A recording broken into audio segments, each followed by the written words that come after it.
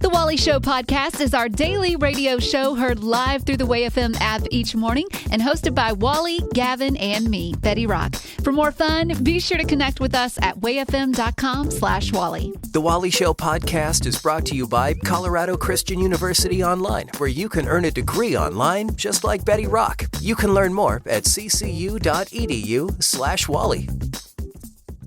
Serving it sunny side up.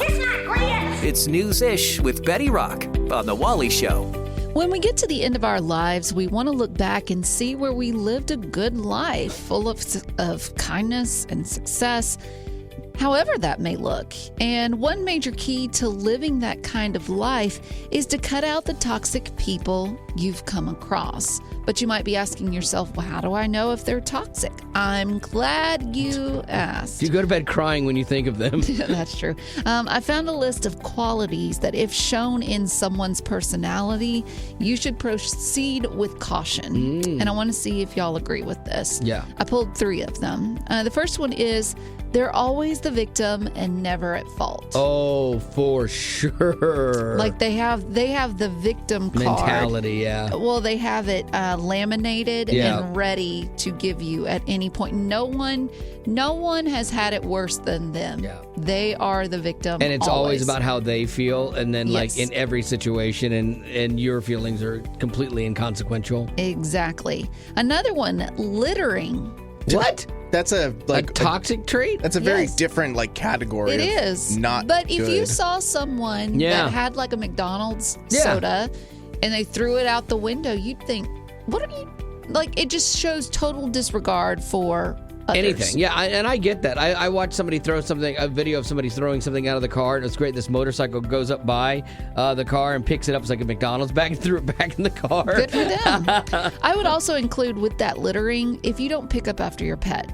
I consider that littering as well. Yeah. I do not have a dog. That doesn't mean I should have to step in their mess. You need to pick it up. The cigarette butts out the window kill me too. It's like, all right, you're going to smoke. That's your thing. But keep it in your car. It's not for the rest of us to enjoy.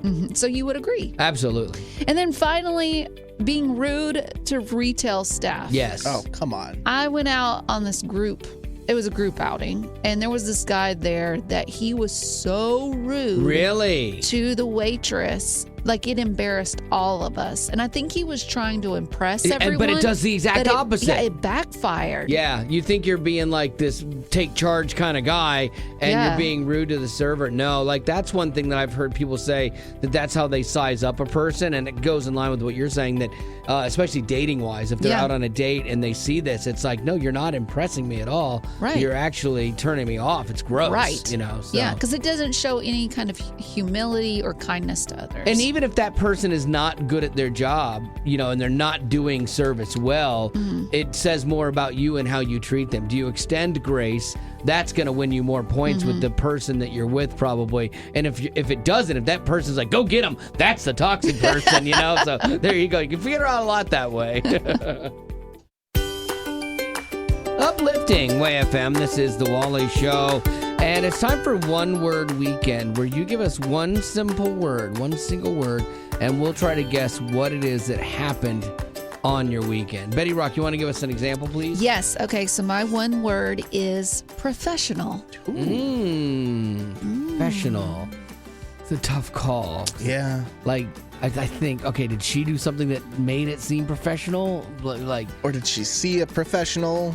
She needs help. Yes, that's more. Yeah, you go with that. She needs help. Just in general. Yeah, go with that. Yeah, I'm just gonna stick in that ballpark. Is that you saw a professional? Does it? Can I ask you a question? Yeah. Does it have anything to do with the tools that I loaned you? No. That was a fail. Was it? Okay, that's more like it. Professional. Yeah. I loaned her tools. I was gonna say you fixed your washer. Yeah, that was a fail. Okay, so did they work at least? At least getting the thing open? It's a longer story. I'll have to tell you well, later. fantastic. Am I getting my tools back? Yes. Okay, good. She's like, it's a longer story. Your tools are missing. Gavin, you got any guesses? Yeah, I want to stick. Yeah, you saw a professional, but it's tied to a professional. Or no. You are going to label yourself now as a professional cat trainer. Oh. Because you just got your most recent cat, Yeah. Rayford, Took an down, online Rayford. certification That's course. true. and now you're a professional cat trainer. Gavin, you're close, but you're not. Okay. So All right. I have become a professional. Okay. So recently I tried these new nail stickers. Oh. Have you heard of nail okay. stickers? Now let me ask you, because you were doing gel nails for a while, I was. beautifully, but that ship Thank sailed. you. Well, it was very complicated, Yeah. okay? So I tried these nail wraps, stickers, whatever you want to call them.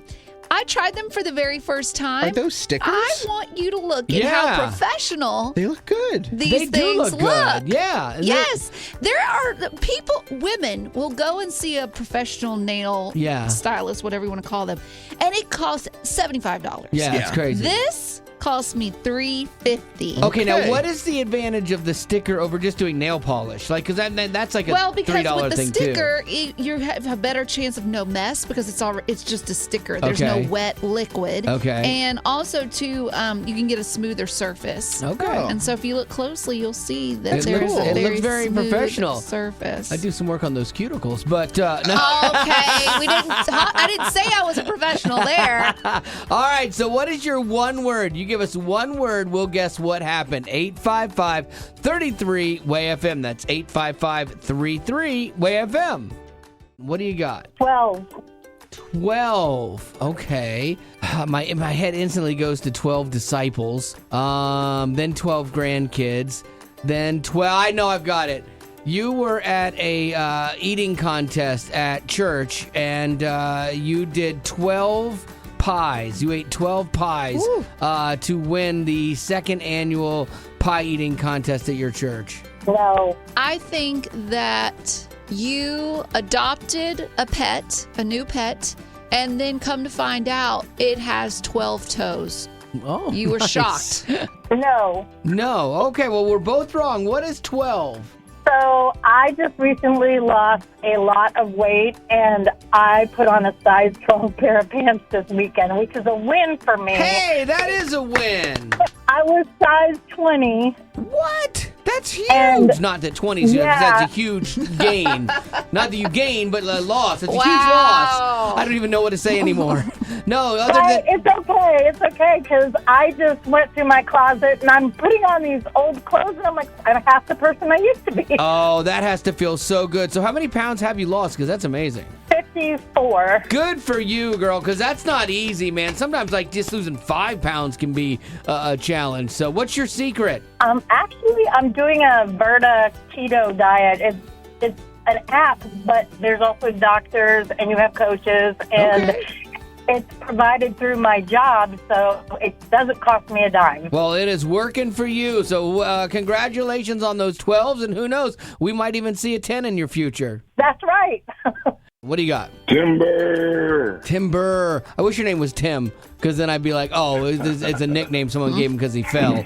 Like, Timber. That'd be funny. Can I go first on this Please, one? go ahead. I think that you were at the grocery store with your wife, and she asked you, hey, can you grab a can of baked beans? And you, being the man that you are, at the display, grabbed one from the bottom, and the whole display fell down, and you made a joke about it and yelled, Timber!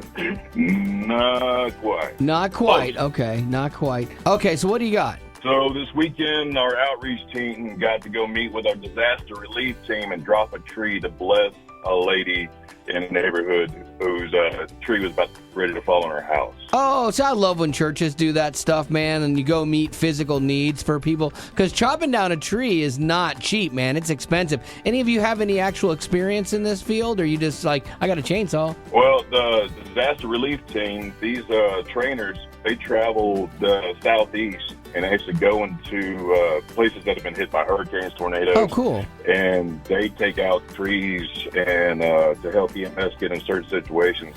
But they actually provided training for our outreach team that works here locally in our city, where we can go out and help bless people locally. But most of us had no experience. There you go. There's nothing like cutting down your first tree near someone's house. That's a little nerve-wracking. So I'm assuming it went well, that the tree fell where you needed it to fall? I believe he could have made it fall wherever he needed to. It was actually really impressive to watch him work. Yeah, it's a skill, man, for sure. I watched so many videos of it going wrong. I think I could actually do it, but I'm not willing. I could. No. I'm gonna start my own tree service. No. Well, Dennis, we appreciate you being on the show with us today, and I love the fact that you guys are out there doing some good in your neighborhoods. Thank you. Thank you for having us. Monday School is a chance for Wally to share what he learned at church and prove that he went. So in all of our lives, there's always a something next. In sports, you have the next game. At work, it's the next promotion. In our personal lives, we have tons of next, like getting married, buying a house, having kids. What about faith, though? What's a faith next? That's kind of what we looked at. We looked at the book of Nehemiah. Not one that you hear a lot about, actually. Lesser-known book. Nehemiah, yeah. Ezra, Nehemiah, Esther, Job, whatever. I'm not bragging. See, in biblical times, the city walls provided protection, and they defined the city. That's a big deal. And the walls of Jerusalem were gone. And when Nehemiah heard this, he wept, and he prayed to God, and he confessed not only his sins before God, but for all of Israel as well. He took everybody's problem. He's like, okay, God, we're all a mess. Oh, he threw everyone under the bus. He did, and he was like, let's get this worked out here. But he knew the word of God, and he actually, in his prayer, claimed a promise that God had made to the Israelites earlier. Are we claiming the promises of God? Well, to do this, you first have to know them, which means you've got to spend time studying the Word of God and have a relationship with Him. And then you have to trust that His Word is true. So what can we learn from Nehemiah? Pray first. Because so many times we look to solve the problem first, and we use prayer as a last resort. And there are 9 prayers in the book of Nehemiah, and he prayed constantly and sought God. 2, prepare spiritually and logistically. Like, yes, definitely pray, but you also have to be prepared for what God's moving you to, and instead of just sitting around idle doing nothing, you know. The pastor used an example of someone asked him to pray for them to get a new job, and he's like, I can totally do that, but did you post your resume on Indeed? You know. Like, we have to take a bit of responsibility and kind of put the work behind it. Absolutely. And then finally, act on what God gives you. Don't be afraid to follow God into the unknown.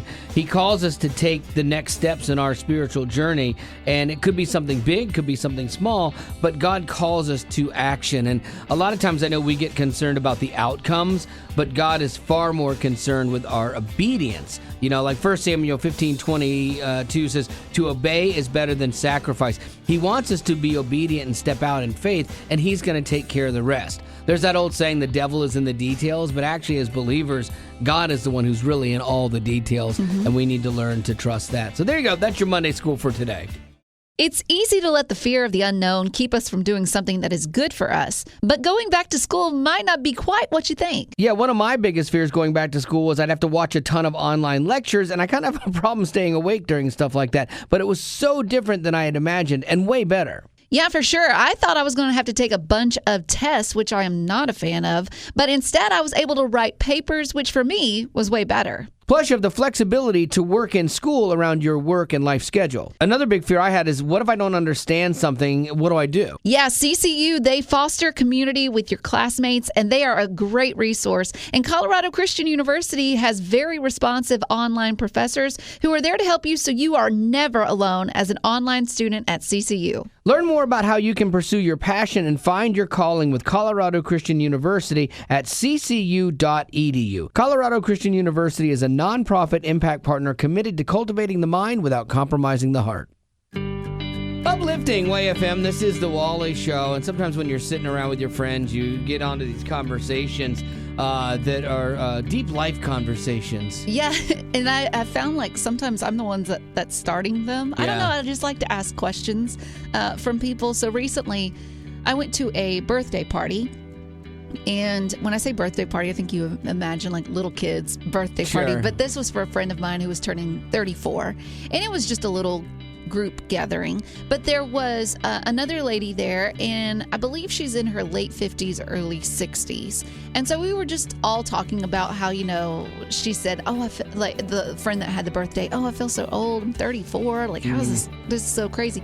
And the older friend of ours was like, 34 is nothing. You're still a baby. Yeah. And so I asked her, I said, with your experience, what was the best age to live through? Right. And she said 50. Really? And so She she's said a little over that now. 50 was the best. I asked her, I said, why 50? Because most people would be like, in your younger, ages, you can get around better. But she said at 50 was when she let go of what all the expectations were of her. Okay. And so, we all have those expectations of like what people want from us, and we feel like we need to live up to everyone's standards. But Sure. at some point, as you get older, you're like, no, this is who I am, and I'm comfortable in that, and this is it. I'm kind of on the fence on this because there's part of me that likes the younger age when I was still like, oh, what could be, kind of thing. And then my life is pretty much played out. It's not a what could be at this point, But I do like this stage of life. I'm 55. And, like a lot of times people talk about midlife crisis and you go and you buy this toy or whatever as a guy. And I don't think it's so much a midlife crisis as it's like you've spent your whole life taking care of everybody else and making sure they had what they need and, paying for high school or college or whatever it is. And, and you get to the point where your kids are out, they're on their own and you're like, okay, I want to do something that I've always wanted to do, And so it's like a freedom. Yeah. And so you spend a little money on something that like makes you happy. And it's not like you're crashing down or burning or you're having this midlife crisis. Like you just have the ability to now do it. But I think life takes us all in different paths. And like for me, that story is going to be different. 50 might look different for me than someone who started having kids in their 20s. Sure. Because I'm here at 38 and Right. haven't even started. And so it might look a little bit different for me. If someone asked me that question years later, I might say a different age. It might Right. be younger, where I'm like, that was the best age, Yeah, like we almost can't even ask Gavin this because he's No. only 26. He'd No, be like- 27. Yeah, he'd be like, Eight. When I was eight, it was a great year. It was no bills. Yeah, when was the last year I didn't have to pay for my phone bill? All right, so what would you say was your best age? 855-33-WAY-FM. We love having you on the show. That's how you can be on. Just call that number, 855-33-WAY-FM for your best age. Erica, thank you for joining us. Now, I know it's typically rude for a man to ask a woman's age, but it's kind of pertinent to the discussion here. So how old are you right now? I am fabulously 40. All right, I love it. Okay, so now what would you say has been your best age? Betty Rock got onto this conversation with her friend group, and they all had different answers for sure. I definitely say 40. Right Oh. now, in this current moment. What makes it such a great age? You obviously sound very happy about it. I am. I have the joy of the Lord. I have financial freedom. I have every possible freedom you can imagine. I have a lovely 3-year-old daughter that brings me so much joy. I had her late in life, and God is good. Why do you think it took you 40 years to experience that kind of freedom? Honestly, because I was so immature, and God had to teach me some really hard, significant life lessons. I've been through the loss of a spouse. My husband died 3 years ago. I'm finally on the other side of my addiction. And yeah, that's why. Okay, well, that's a lot of life stuff for sure. And to hear your joy now, on the other side of both of those difficult things is pretty awe-inspiring. That's really cool. Plus, in your 40s, when you get out of bed, it doesn't hurt. Everything doesn't creak. Wait till your 50s. You'll look back on your 40s and go, yep, that was the best time. Diane, thank you for joining us. We're discussing age, okay? So first of all, how old are you? 67. 67, okay. And we're also discussing what is the best age, the age that you look back on and think, man, I'm really glad that I lived that. It was awesome. 67.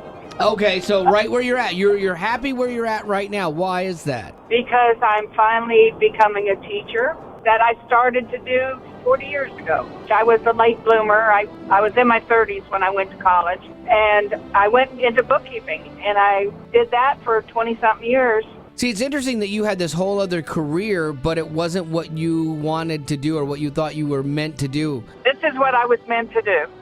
And I love that you went back and actually made it happen. Like Betty Rock went back to school late in life, went to Colorado Christian University and killed it and did so well. And so I think you're a good inspiration to people who are on the fence about maybe doing this, but taking the chance and making the decision, even though it's not easy. But if it brings you that joy of, finally living out your dream, it's totally worth it. Yeah, I'm loving every day. All right, Dawn, you're up. First of all, how old are you? And then secondly, what is the best age? Well, I'm over 70, and when I did turn 70, all of a sudden I realized that who am I? What do I even look like? Because I had dyed my hair since I was in my 30s, and so I decided to let it go. And I found out that I have a pure white beard, just as snow white as can be. This is who I really am. This is who God made me to be. He's like, the downside is anytime I sit down in a chair at the mall around Christmas time, people sit in my lap. But other than that, I'm loving this beard thing.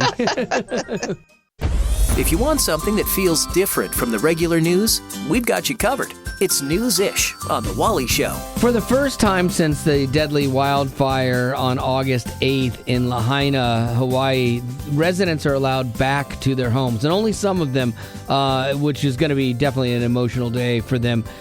Residents and owners in some of the first zones to be cleared by the Environmental Protection Agency are allowed to go back in with escorts, and stuff. They're trying to manage how many people are in there so that they know everybody that's in there. And also, too, the one thing that was cool is that they are sending them in with counselors and stuff as well, because there are going to be people that are going in there to see the remnants of their lives gone, whatever's left, and so sad. Maybe try to find some, mementos from their life or something that reminds them of a lost one, because there's just nothing there, And about 464 properties were cleared, but there were 2,200 structures. So this is a process that will be ongoing for a little bit of time. But there was something kind of in the midst of this, another story that in the midst of all of this stuff that burned, there was a 150-year-old banyan tree that was damaged, but it started to sprout new leaves again. And I think that we always look for signs of things and something to make us feel better about what's going on. And I think that they take this as a sign of hope and progress as they are, ongoing in their recovery efforts in Lahaina, that this tree was resilient and survived. And this thing, it's not just a tree. This thing's like 60 feet tall, but it spreads out like wide. It covers like a city block of this tree. It's amazing. I think I've heard people talking about this tree and how historic it was, and that's the one that's budding new leaves. It's like 150 years old, and it's really a kind of a cool story in the midst of this. And it really is kind of that example of, how out of the ashes blooms beauty, and so like I think for the people, they need something in that. They've had the goodness of each other and their community, which has been great to help navigate this. People definitely supporting them. And then just one more sign of hope as they rebuild. Uplifting Way FM, this is The Wally Show. And a minute ago, we were talking about that banyan tree in Lahaina, Hawaii, that was not burned up in the fire. It was damaged, but they were able to save it. And it's blooming again as a sign of hope for the people and the residents of that community. So, Tanya, you were there, huh? I work with an aid organization as a first responder, and I was in Lahaina actually flying over while it was still on fire. I was there for 3.5 weeks, and you are correct about the banyan tree. The botanists put down nutrients underneath the ground to feed it from below. It's interesting that they took care to save this tree during this fire. And on the surface, be like, well, why would you do that? There's so much other stuff going on. But it's like that tree was part of that community, as I understand it. And now it is something that's giving them hope. What did you see when you were there for those 3 weeks? They are taking care of each other. We are helping take care of them, but they are taking care of each other. And they realize this is going to be years in the coming. We have many churches out there that are helping for years to come. What they do need to understand, though, is if you plan to go to Maui, please go. They are desperate for tourists. It was only Lahaina that was affected. Maui still needs tourists. The people that are there live on tourist money. Yeah, it's weird because you think, well, I don't want to go capitalize and be a disaster tourist, but really that's actually what they do need. And there's been some debate with some people in Maui, like, are we ready for this? Is it too soon? But then you've got business owners that are like, yes, we need this now so that we can help the people that have lost everything. Right. They can't survive without it. What's going to happen is they're going to put them out of business if they don't show up because they have nothing else to live on. It's hard to think that one of the best things you could do to help these people is go on vacation and tip well. But boy, that's the kind of volunteerism that I like. If you can't find Gavin, he's probably writing his story Even though I don't really need to do a week, in the bathroom. I'm going to do one anyway. It's News-ish with Gavin. Sorry. What you got, Gavin? Oh, man. Okay. Well, one of my favorite memories from working here was coming into this building and introducing fun new words that you guys probably had never heard. Gucci. Sandwiches are Sammy's. Yeah. I'm learning some new ones, though, from like the younger, Gen Zs. And some of them don't make sense to me. Well, I hope this list is lit, man. So, yes, I have a list of... Nice. Oh, that was good. Thank you. So, I do have this list of words and like slang terms that different generations like can't stand, and then some that they actually like love and want to bring back even. Okay. So, you have the boomers. They want to ditch terms like Gucci. Yes. And So sheesh, Gucci. which was a weird... That was a weird one. Yeah, but Gucci was horrible. Yeah. Gen X, they want to cancel the phrase clapback. Do you guys know what that is? Yeah. When quick you retort. clap back at somebody from like a response, like you're taking them to task. And they also want to get rid of slay, which is... Oh, yeah. Yes. Oh, slays. Yes. That one's getting old for me. worst. Yeah. Millennials, they want to forget sus, which is like the Suspect. suspicious. Yeah. And then the word clout. I don't. Clout's Clout. I don't hate Clout's it. an actual word, unless you're using it differently. Yeah, I never use it myself. And then Gen Z, they want to get rid of. They want to banish savage. Oh. And POV. Point of view. What's wrong with that, though? On their end, I don't know why they're so irritated by that. I guess because it's all over like TikTok. Sure. It's like POV. You're right. So it's like everywhere. You're so How in. is it that you know this? I'm just cool, man. I'm cool like that. On the in. Yeah, I'm totally not bogus. Okay, you're I'm pushing it. I'm right. extremely rad. Nope. Gnarly, dude. Yes, exactly. Those are some words that I'm glad are gone and probably never coming back. Why are we wasting our time with these old people anyway? Did you just call me old? Uplifting Way FM. This is the Wally Show. Giving you a chance to win a prize right now with a game called Famous Ages. We try to stump each other with the ages of celebrities, and then we will reveal how old they actually are. If you can write down and add together all the actual ages, you can win a prize. But we're going to do this in 2 segments, so you got to be listening to both. I'll go ahead and start if you'd like. Oh, please. All right. Okay. I am going to go with Republican candidate and presidential hopeful Nikki Haley. She's the only lady on the panel there. She was the governor of South Carolina. She was the U.S. ambassador to United Nations. So how old do you think Miss Nikki Haley is? Oh, man. Betty, I thought you would have this wired. I Why? just thought all women had to know this. Betty doesn't do politics. I know that's very true. She I doesn't. don't do politics. I gave you guys enough information there. Yeah, for yeah, sure. that's With helpful. a name like Nikki, Yes. she can't be like in her 70s. You wouldn't think. You wouldn't think, but you never know. No, you're trying to. Nope. You're trying to leave me down. Or am I?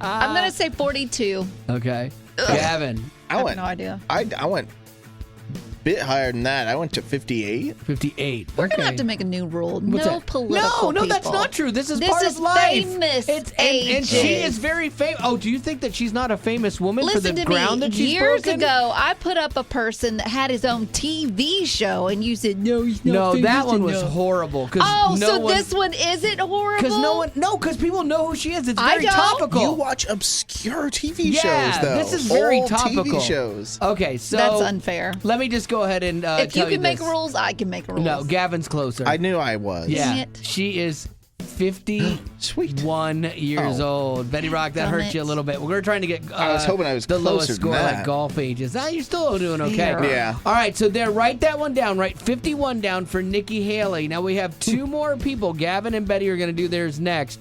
And if you can add them all together and remember Nikki Haley in this, you can win a prize here. So we'll do that in 10 here on The Wally Show.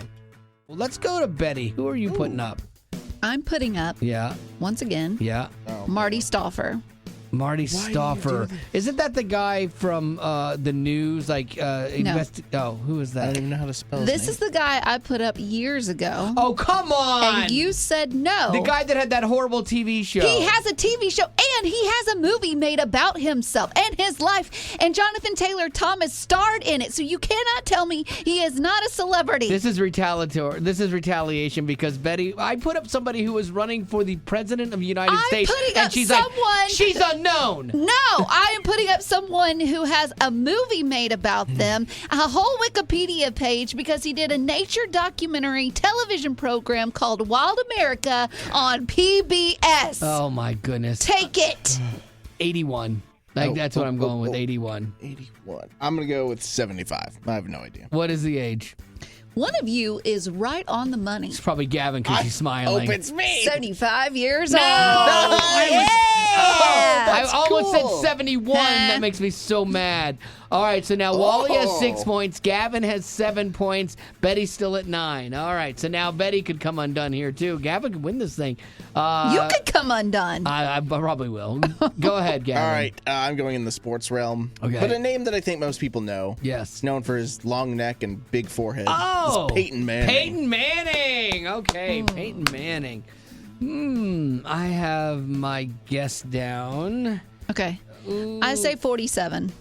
Okay, I said 45 because like 40 in the NFL is old. Yes. But I think she's probably closer than me. So how old is one Mr. Peyton Manning? She is closer than you. No. Because she did get it right on the money. Oh, But she's not winning. She still loses to me. By one. But you still lost to me. Well, that means Gavin won today. I did. We were all really close. I had 7. Yep. You had 8. Second Betty place, 9. and Betty Rock coming in at a big 3, the big loser.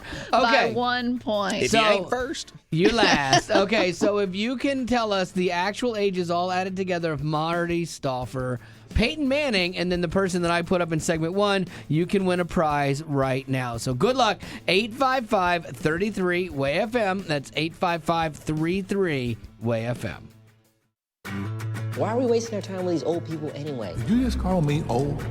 Uplifting WAY-FM. This is The Wally Show. Kelly, welcome to Famous Ages. You've heard the actual ages of the people that we put up to stump each other, and now all you have to do is tell us what their ages are combined. We had Nikki Haley, presidential hopeful, that Betty Rock did not know who she was, Peyton Manning, and then Betty Rock's was Marty Stauffer, who no one knows who he is. Yes, they do. All right, so what are their ages all added together? Okay, 173. 173 is... absolutely right. Nicely done. That means you paid good attention and you have math skills, so you are winning a prize today. Congratulations. Thank you so much. Now, we like to have some fun and try to guess your age. So, Betty Rock, do you have a question? Yes, I do.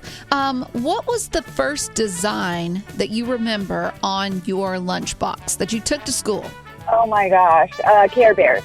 Care Bears. Care Bears. Okay, Care Bears were big in the 80s. Yeah, she's older than I thought. She sounded so young. I was going to put her at 21. And so now I'm like, 20. I think you're on the cusp of 30s. I think you're 39. Oh, I said 38. 42. 42! 42! Look at that. We guessed younger. That's a good thing for you. You sound very young on the phone. Thank you. I appreciate that. Well, Kelly, we appreciate you listening to the show and playing along with us today. And we'll have Gavin send you a prize, okay? All right. Thank you so much. I really appreciate it. And now for some good news. Uplifting WAY-FM. This here's the Wally Show with a little good news. Giddy Up, a roundup, a cavalcade of good news stories. Because the regular news can be a little bit contentious.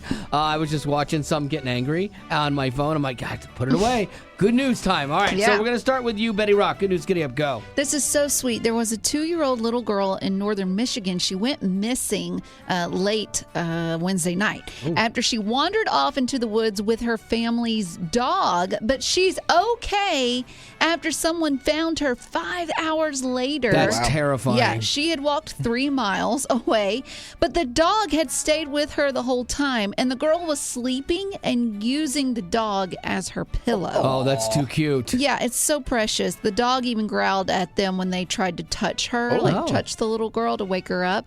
But the dog stayed with her to make sure she was safe. Dogs are the best. Wow, that's crazy. 3 You wouldn't miles. see a cat doing that. No, Never. And I'm a cat person. No, cats are the worst, but I love them. Gavin, good news, Giddy Up, go. Workers at a car wash in Indiana were cleaning the grill of a woman's car, and they found something that just you never think you'd find. They found a groundhog stuck inside her front bumper, and I saw the picture. His head's just there, and he's just like, I don't know what I'm doing here. Workers I just woke up here. What happened to me? What does this mean? 6 more weeks? I don't know. But workers at a Jiffy Lube next door managed to get him out, and he's okay, and they did it for free. Oh, that's really nice. I'm surprised they didn't charge her for that. You know, there is a groundhog removal fee. You're going to have to pay that up front. And then finally, this was really cool. There was a dad of 6. He's a single dad, and his car got totaled, and so he started biking to work for 6 months, just providing for his family. He's doing what you got to do, riding his bike to work every day. And some people had saw him, and they nominated him for this really cool thing. He works as a security officer, and basically he was given a 2019 Hyundai Elantra that was restored through this program of the National Auto Body Council, where they rebuild cars and then they give them to deserving people. That's awesome. And that's what happened for this dad. Oh, cool. So it's really cool. And what's interesting is about this story is Travelers Insurance donated the car. So maybe a car that they had totaled out or whatever, they donated the car to this organization that fixes them, and then they give them out. So there's a whole lot of people all trying to do something good that benefited this one dude, which was That's really a great cool. story. Yeah, but there you go. That's your good news. Giddy Up for the day. Growing up in poverty has never been easy for children, but with the added challenges of the pandemic, conflict, and natural disasters, families around the world are facing an unprecedented food crisis. Unfortunately, those who are already hungry are now even more desperate. But by sponsoring a child through compassion, you can help provide life-sustaining essentials such as food and clean water. And with your compassionate support, that child can not only survive, but also flourish. You can find out how and choose a child to sponsor when you click on the compassion banner at wayfm.com. Uplifting Way FM. This is the Rock Report with Betty Rock. Back in early summer, Kansas City Chiefs tight end Travis Kelce took a chance with his celebrity crush, Taylor Swift. Yeah, he did. He reached out. He took a big play. He did. He attended one of her era's shows with a friendship bracelet in his hand to give her, and it had his phone number on it. It's cute. And he's a fellow, celebrity-ish because of his sport, so he could pull that off. I couldn't just show up there with a friendship bracelet and be like, hey, love me. No, not at all, no. And despite it being a super cute idea, the athlete wasn't able to meet the pop star that night because she has a strict rule of not talking before or after the show to save her voice. But I guess word got to Taylor of Travis's efforts, and now they're being seen together, kind of. Okay, this past Sunday, the Kansas City Chiefs played the Chicago Bears, and Taylor was in attendance being seen watching Travis from a suite that had his mom watching in it, too. She's already met moms. What? Wow. This is crazy. And as you can imagine, Travis felt a lot of pressure. Not only does he have America watching him on national television, but he wants to impress Taylor, but her fans, too. The Swifties, they want Taylor to find love, too. I do, too, and I'm not even a Swiftie. I just want the best for her. So with a little help from his teammate quarterback Patrick Mahomes, Travis was set up to succeed. And here's Patrick to explain the whole situation. I felt a little bit of pressure, so I knew I had to get it to Trav. And of course, it's on a route that Travis, he does his own thing and just makes up a route, and I throw it to him. So I think he wanted to get in the end zone just as much as all the Swifties wanted him to. I love that Mahomes, in the middle of a major NFL game where a lot's on the line, he's like, I just got to get it to my boy so he can impress Taylor Swift. But he made a goal, a touchdown, whatever you want to call it. He did it, and in front of his celebrity crush. What's really funny is I saw a quote from him about inviting her to the show, and you're like, I think he might have have a concussion. This one was bad. Yeah, I get what he's trying to go for. He says, maybe I've seen you rock the stage in Arrowhead. You might have to come see me rock the stage in Arrowhead and see which one's a little more lit. Bless him. He's got to go to the PR team on that one. Yeah, that one's tough. That was bad. Or even just go to a middle schooler, because a middle schooler would write a better love note than that. So true, but it just goes to show that the athlete always gets the girl. I know. It still works. It still works, even to this day. Uplifting Way FM, it's the Wally Show. Who's this? Hey, Wally, this is Wes. What's up, Wes? I wanted to touch base with you about Travis Kelce. Oh, yeah, we're talking about how he tried to meet Taylor Swift at one of her shows, and then he invited her to the game he was playing, and she actually showed up and was in a box with his mom. So it looks like the two are talking, or at least moving forward with their relationship. Yeah, he is a great athlete, and he's already made a name for himself. But if things ever go south with him and the Chiefs, he can always say, hey, I dated Taylor Swift, and I got a song wrote about me. That's it. That's exactly it. Because if he's not on the team, she's going to dump him. And I already know the name of the song. It's going to be called Fumble.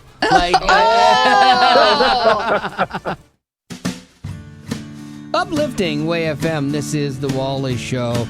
And Betty Rock and I were talking the other day about how disconnected we've become kind of as people, and you pull into your neighborhood and you open your garage door and you drive straight in and then you close your garage door.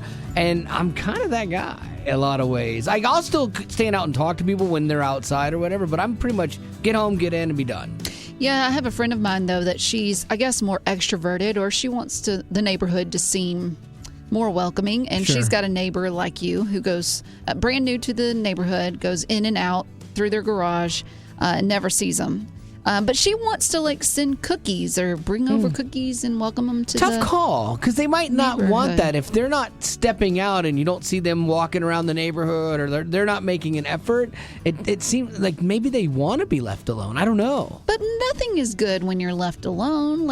You always want friends, right? Not really. And if someone very nice knocks on your door and says, hey, I just wanted to welcome you to the neighborhood, and gives you chocolate chip cookies. Okay.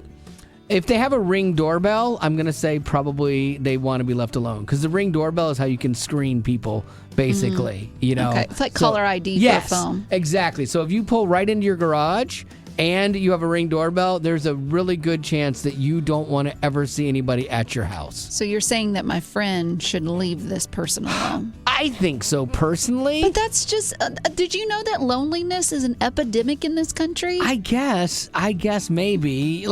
When we had the people moving in next door to us, I did something nice for them. Before I'd even met them, I mowed their lawn, because it had been a while since the transition of the signing and the closing and everything. And so I thought it would be a nice thing to do, mow their lawn, when they came in. And that was a nice thing to do. But I didn't talk with him for probably 3 months or 2 months after that. Maybe, but everybody has a different way of wanting to be welcomed. Yeah, maybe so. I'm curious, maybe you're that person, like Betty's friend, that she, is the neighborhood welcome wagon. Yeah. Our church used to give out boxes of welcome to the neighborhood stuff, and it was like a cookie mix you could make, and so it'd have a conversation with them and, welcome on behalf of them, and also come to our church if you want to, if you're looking for a good church. I thought, that's a really unique thing to do. So what have you done to welcome people to the neighborhood? Maybe you'll give Betty Rock's friend a way to get past this barrier that these people have put up by closing the garage door. There's no need to leave up a wall. Let's tear that wall down. Get rid of it.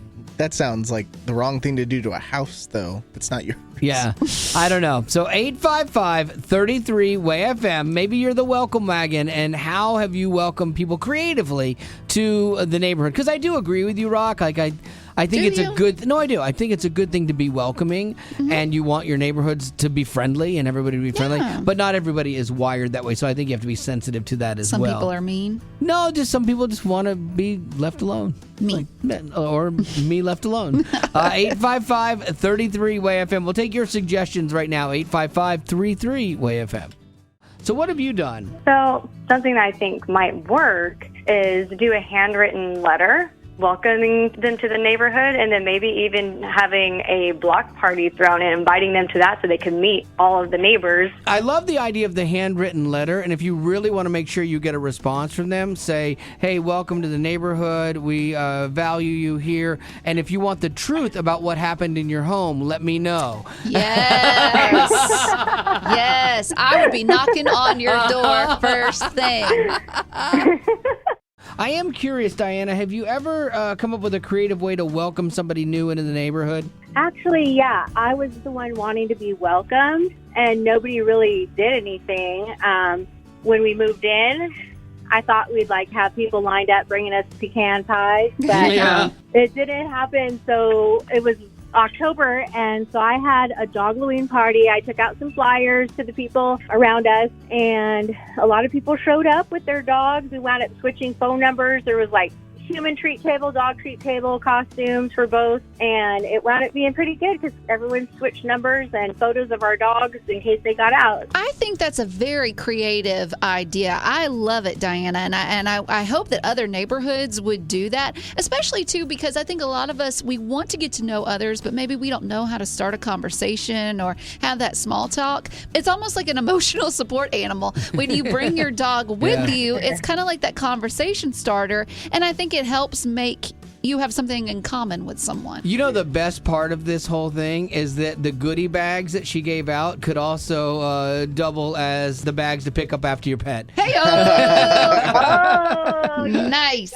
Well, that's the end, but it doesn't have to be. Check out our Aftercast. It's new stuff you didn't hear in the podcast. Be sure to rate us on iTunes as well as connect with us on social media. Just search Wally Show. And if you'd like to join our Facebook group made exclusively for you potties, the link is in the description of this podcast. Thanks to Colorado Christian University Online for supporting what we do.